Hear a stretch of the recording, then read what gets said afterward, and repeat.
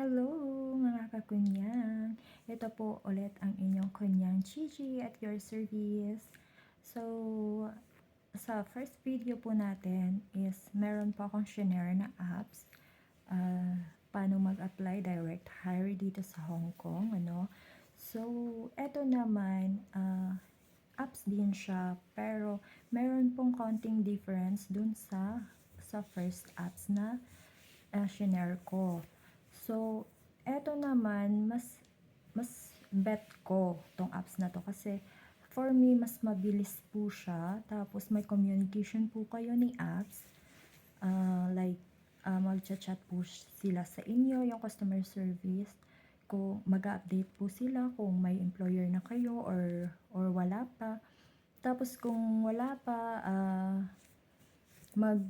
magtatanong sila or hihingan kanila ng short video para sa profile mo para at least makita ka or makilala ka ng lubusan ni employer, 'di ba? So sa next video ko tuturuan ko kayo kung paano introduce yourself, paano send ng short video para kay employer. Okay, so sa ngayon, mag-download muna kayo ng apps at tapusin nyo itong video at para malaman nyo kung paano mag-set up ng apps na to. So, good luck at sana makahanap kayo ng employer sa apps na to. And good luck sa inyo. Sana makapunta na kayo dito sa Hong Kong. Thank you! Ayan, download nyo lang po sa Play Store. Ayan po. Helper Library. Ayan. So, na-download ko na po siya, kaya open lang po natin. Ayan.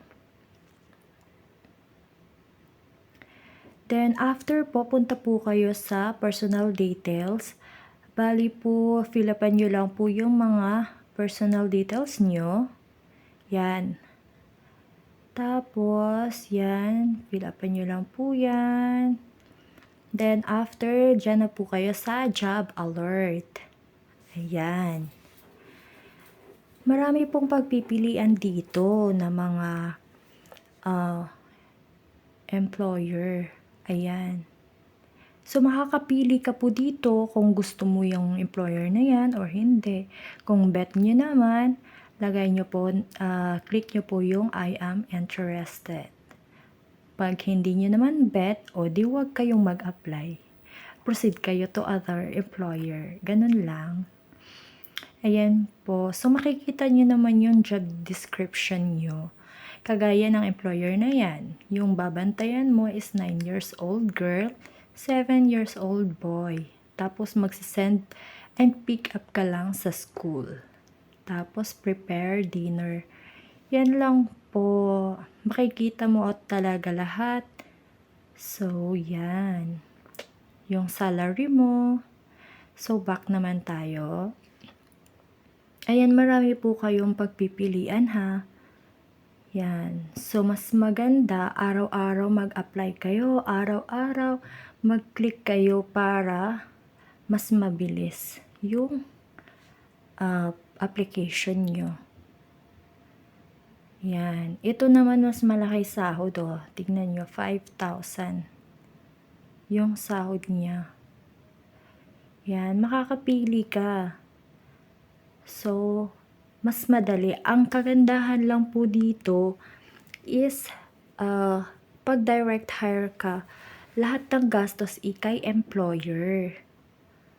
At si employer din yung makahanap ng agency to process your papers. Ayan. So, ganun lang po kadali. Download na po yung app na to para po makapag-apply kayo job to Hong Kong. Tapos, ito po pala. Mag-chat po sa inyo through WhatsApp si Helper Library and asking to send you a short video. Yan. To promote your potential employers. Ganyan. Next video ko po, ituturo ko sa inyo paano send ng short video to Helper Library. So, yan lang po and sana makatulong ako sa inyo.